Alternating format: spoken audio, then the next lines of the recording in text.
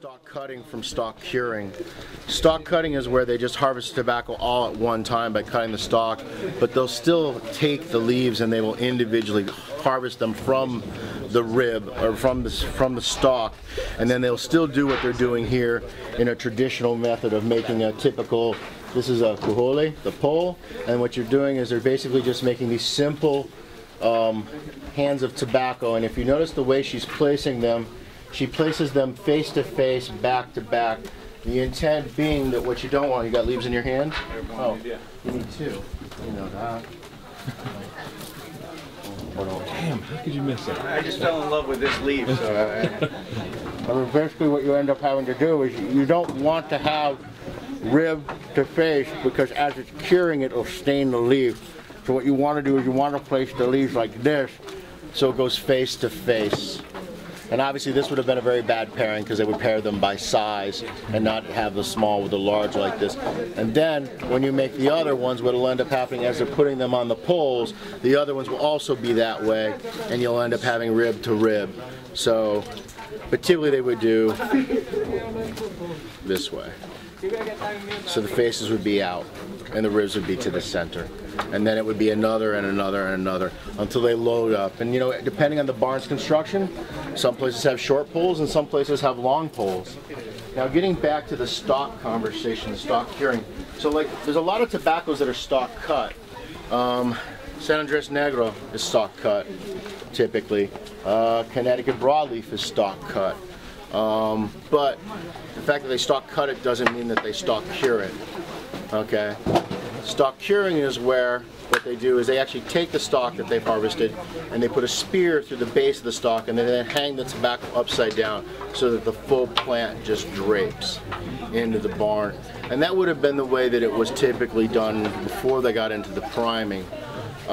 The reason why they got away from it is because you end up taking a lot longer in the curing. But they got way away from stalk cutting because you don't get the optimum weight. You get rid of stalk curing because it takes much longer in the barn, and it also requires physically a lot more space, because when the leaves are on the stalk and drooping, you can't get as many leaves in this amount of physical space. So you need tremendous more curing facilities in order to be able to do a stalk cure, to do the same weight.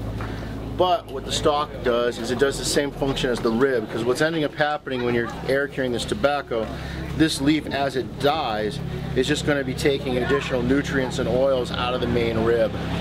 That main rib is going to be its life support system. If you had it still on the stalk, it's basically like it's got a super duper scuba tank going on. You know, it has a whole fuel supply that it can live a lot longer.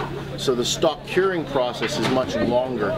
It takes longer and it supplies the leaf many more nutrients, much more oil, much more fat.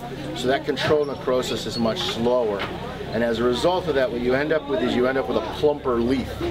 When I say plumper, I mean physically it feels fattier, it feels plumper in your fingers when it's finally cured. And ultimately, in Nicholas, in my opinion, it gives the leaf more flavor and more body.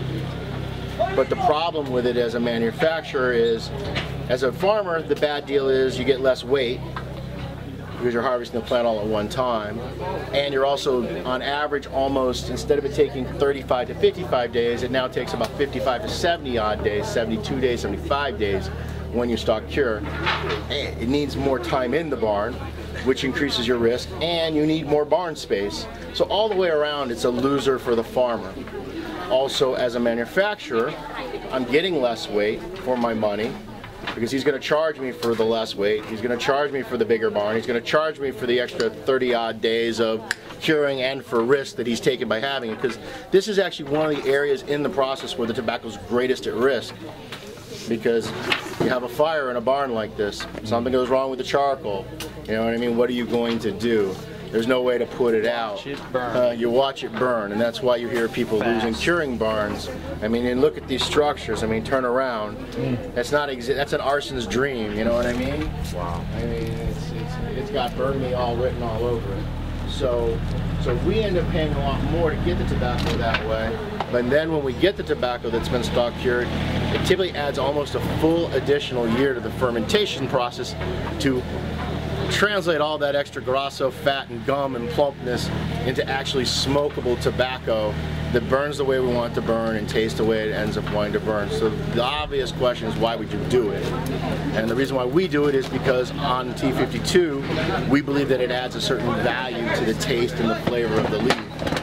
You know, because if you take the very same leaf, they grow other Habanos, they grow the same Habano seed in Connecticut, but they harvest it in the more traditional way and they cure it in the more traditional way. And if you were to smoke those two leaves side by side, there's a very marked difference in the overall flavor, body, taste of the leaf, in our opinion.